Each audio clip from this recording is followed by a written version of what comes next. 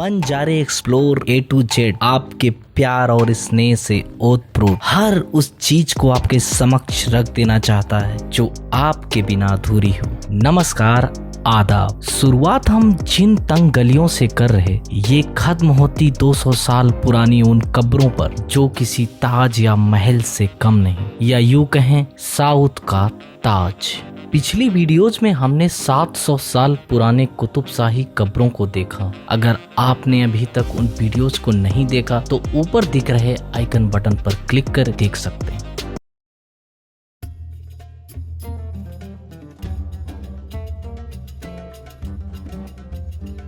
हैदराबाद चार मीनार से तकरीबन 4 किलोमीटर दूर ओवैसी नगर में स्थित उन कब्रों को आज हम देखेंगे जो वाकई हैदराबाद ही नहीं बल्कि पूरे विश्व में अपने अलग अलग स्टाइल्स में बना पहला स्ट्रक्चर है जो कला और स्थापत्य का बेजोड़ नमूना है।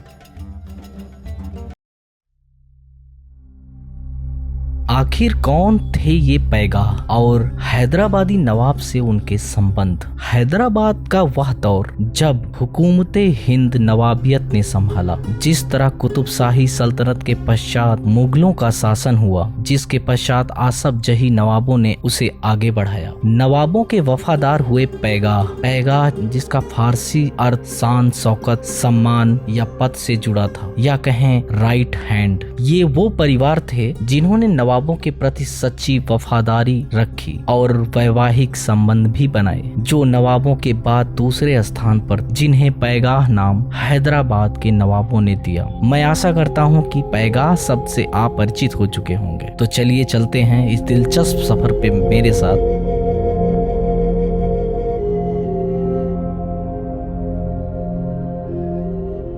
यहाँ ऐसा क्या हो सकता है? मुझे पता है कि आपके मन में भी ये विचार आएगा, पर मेरा यकीन मानिए, आप एक ऐसे वास्तु चमत्कार या रत्न को देखने जा रहे हैं जैसा आप पहले नहीं देखे होंगे।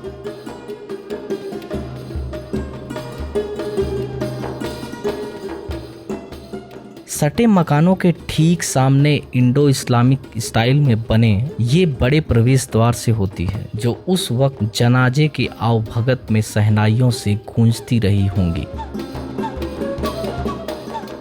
प्रवेश द्वार के सीधा आगे बढ़ते रहने पर पश्चिम से पूर्व की ओर फैली ये मुख्य कब्रें पैगाह परिवार के 20 सदस्यों की हैं, जिसकी शुरुआत परिसर में बने एक खूबसूरत मस्जिद से होती है जो आपको चार मीनार की याद दिलाएगी। कब्र के पास मस्जिद बनने की परंपरा न केवल लोगों की प्रार्थना के लिए थी, बल्कि मेहराब से उठती प्रार्थनाएं व अजान पास की कब्रों तक गूंजने में भी सक्षम थी।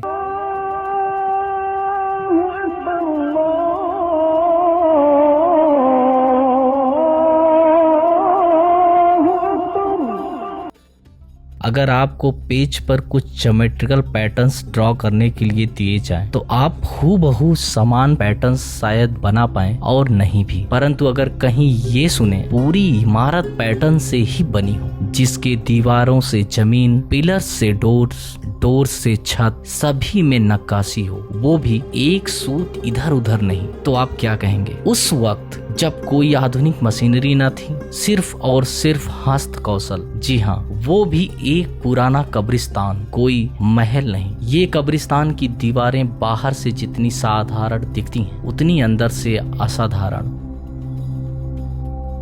अभी हम जिस कब्र के समीप हैं, यह पैगाह परिवार के पहले सदस्य अबुल फतेह खां की कब्र है, जो इस बाग की पहली कब्र है। मैं एक सैनिक हूँ और मैं जीवन भर सैनिक ही रहना चाहता हूँ। ये शब्द थे पैगाह परिवार के पहले हुक्मरान अबुल फतेह खां, जो नवाब के सेवा में पूरे जीवन पक्के वफादार बने रहे, जिसे कमांडर इन चीफ का सर्वोच्च पद प्राप्त हुआ, जिसका अर्थ है रईसों के बीच का सूर्य। अब्दुल फतेह खान तेज जंग पहले व्यक्ति थे जिन्हें 1786 में उस स्थान पर पहली बार दफनाया गया, जो बाद में पारिवारिक मकबरा बन गया।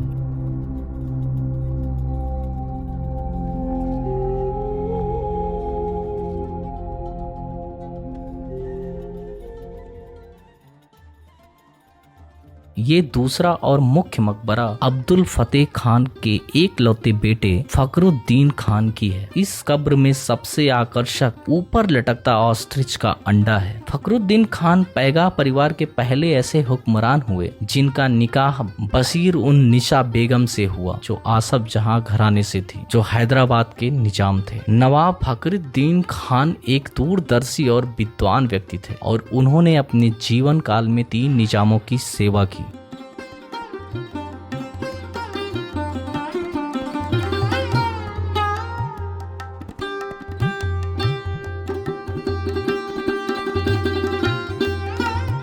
अभी हम तीसरी कब्र के पास हैं। वैसे तो सभी कब्रें एक दूसरे से भिन्न दिखाई देती हैं, परंतु सबसे खूबसूरत कब्रों की अगर बात की जाए तो वह आसमान जा बहादुर की है, जो पैगा फैमिली के दूसरे शासक फखरुद्दीन खान के बेटे हैं। उनके नाम को दर्शाती ये पहली कब्र खुले आसमान के नीचे है, जिसके चारों तरफ की रेलिंग मार्बल की नक्काशियों से सजी है। मकबरे पर मकराना मार्बल के ज्योमेट्रिकल पैटर्न्स और टॉप में बने संदूक नुमा काले स्टोन की तीखी नक्काशी सच में बेहद आकर्षक दिखाई देती है।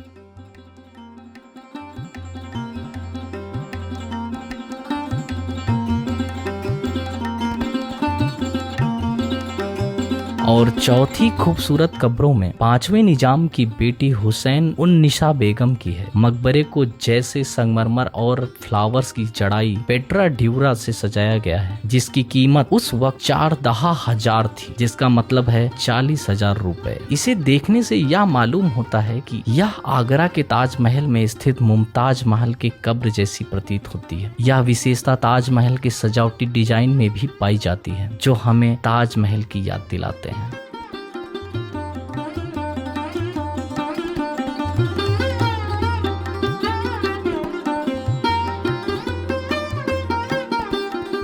सभी मकबरे एक दूसरे से अधिक खूबसूरत हैं। आपको यह तय करना मुश्किल हो सकता है कि इनमें से बेस्ट कौन सा है। यह दुनिया का पहला मकबरा जो 8 वास्तु शैलियों का एक बेहतरीन उदाहरण है, जिसमें मुगल, ग्रीक, फारसी, आसफ जही, राजस्थानी, दक्कनी, स्पेन के ग्रेनाडा और सेविले शैली की वास्तुकला का प्रतिनिधित्व करती है। ये कब्रें हैदराबाद ही नहीं बल्कि अपने बेहतरीन ज्योमेट्रिकल पैटर्न्स और क्राफ्टमैनशिप के लिए विश्व के प्रमुख आश्चर्यों में से एक है। आप हैदराबाद के सबसे महान शख्सियत परिवार के सौंदर्य स्वाद को देखकर आश्चर्यचकित होंगे, जो मृत्यु में भी भव्यता में रहना चाहते थे। ऐसा करके उन्होंने भावी पीढ़ी के लिए एक वास्तुशिल्प सौंदर्य छोड़ा है, जिसे देखने के बाद ही विश्वास किया जा सकता है।